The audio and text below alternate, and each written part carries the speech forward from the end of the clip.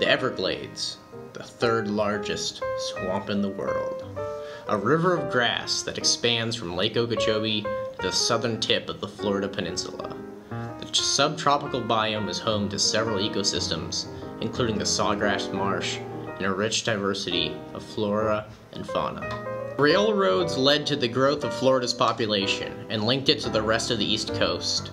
As the population of Florida continued to grow, it became profitable to practice extensification in this area.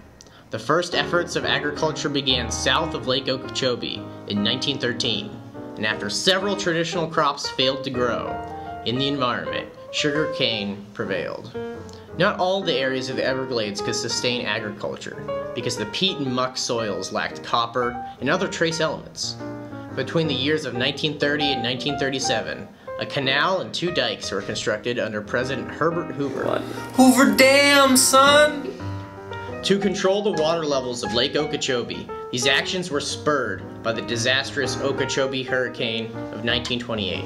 Sugarcane production skyrocketed after the creation of dikes and canals, but nature's elements could not so easily be conquered.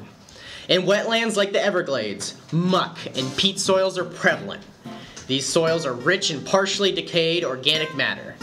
When they are exposed to air and allowed to dry, aerobic activity causes the organic matter to rapidly decompose, leaving it prone to erosion and fire. Those who had drained the lands did not foresee the catastrophic topsoil loss that occurred. 1 million acres were set ablaze due to the layers of muck and peat soils that were uncovered.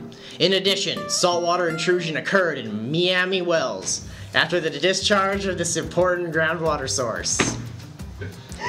In the late 1940s, the Everglades was established as a national park, the very first national park to protect a fragile ecosystem. Just a year later, Congress authorized the Central and Southern Florida Project to redirect water to discourage fires, erosion, and flooding to protect citizens and agricultural entities.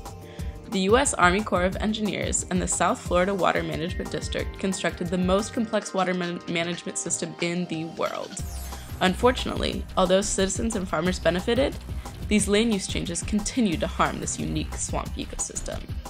Today, only 50% of the original Everglade ecosystem remains due to agricultural practices and urban development.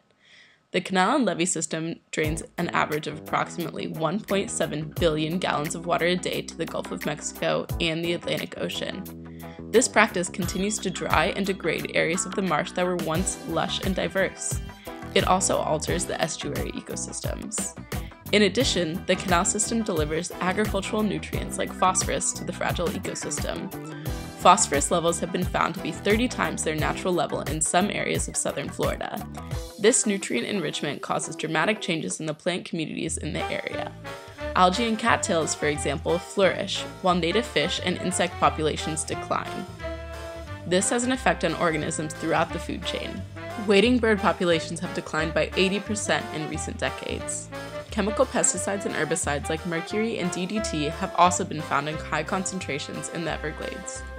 The agricultural practices and land use changes in the glades are accountable for dramatic soil and water changes in the area. The Water Resources Development Act and the Comprehensive Everglades Restoration Plan, or the CERP, was signed by President Clinton in 2000.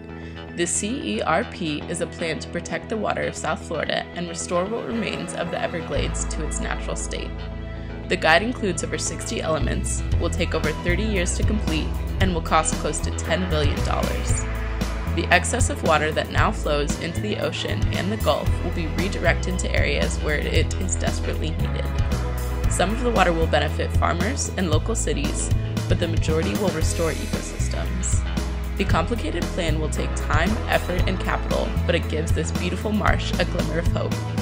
There are many stakeholders, like Florida citizens, agriculturalists, ecologists, wildlife, and the local and national government who are affected by the health of the Everglades. And as we all know, the Florida Gators wouldn't be much without their swamp.